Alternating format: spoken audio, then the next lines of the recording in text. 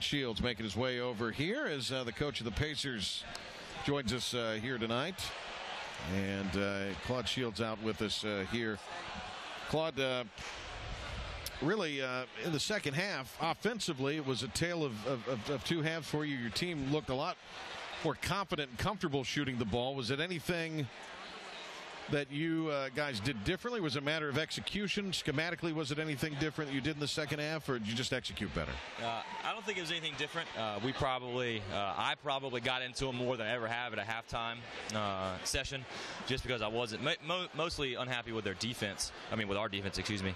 And so I think we played a little bit better defense. We turned them over. We got some easy ones that we then missed, obviously some, but Ryan really hitting those first two in the second half, I think just gave us, we hadn't hit any shots all year, and so him making those really, I think, just settled us down. And then obviously having Taekwon back, he's shooting it and has been shooting it so well in practice. Those were huge. And then it's just, as a coach, you try to figure a way around it, but guys just play with and have more fun and work harder when they make shots. Yeah. Well, you hit 13 threes tonight. That's a season high for you, I believe. And good effort. You look like you shot the ball, and they really played so hard in the second half. Hampden-Sydney still shot the ball well, but you limited their possessions, and you made them really work for things in the second half.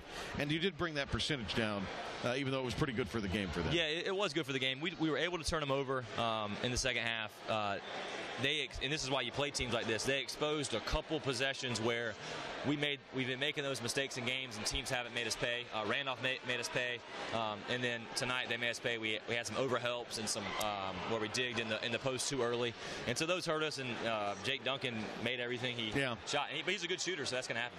You got it down to 2 and have a front end of a 1-and-1 that's missed by Thomas, and then he comes down and hits the 3. And that seemed like a back-breaking moment, but then your guys kept fighting. I mean, and obviously down to 1 on a couple of occasions. When they played with some urgency, they really were out there playing with their hair on fire, and it got close. Just couldn't get over the hump tonight, it seemed like, when you needed to. Not only at the end, but just at different times in the game. You'd make some good plays, but then Hampden-Sydney would kind of bump it back out. Yeah, Justin made a great point in the locker room. He said it felt like a football game where, especially in the second half, where you dominated, but you gave up some big plays, and so you end up losing the game. And so I think that was really a story for us. We did a lot of really good things. We felt like we had the momentum. Heck, we forced them to call timeouts, run out of timeouts. So we were really taking it to them. And I made a coaching move that backfired a little bit, fouling Mike Murray at the end. They made their free throws. I mean, and on the road, that's what you have to do to win, and they did it tonight. Well, they had struggled from the lineup until that point, so it was a pretty good gamble at the time. And Murray actually missed a couple at that point as well. Well, you get ready to now head up to the Shenandoah Valley to take on Shenandoah and take on some other teams in their Thanksgiving tournament. It's another great learning opportunity, road environment, neutral environment as you get ready to go into conference play. Talk a little bit about the tournament, what we can expect coming up after Thanksgiving, and what's the plan for practice-wise, for the holiday and getting ready for that tournament? Yeah, we'll be off tomorrow and Thanksgiving, and I told the guys I had one homework assignment for them to go home and on Thanksgiving Day to stay off their phone. They rarely get to spend time with their families, right, and they need to do it without being on their phone. So hopefully this 2 days will be a reset button for us, just to spend some time away, come back, we'll practice Friday, and then get on the bus to go up to Shenandoah. It's a long road trip, and don't know much about the two opponents we're playing yet. Obviously know a little bit about Shenandoah, but Franciscan and Elizabethtown don't know too much. But that'll be exciting for us as coaches to prepare for someone we don't know. And historically, we've gone and played in tournaments like this, and since we don't know them, we don't have that same kind of fire.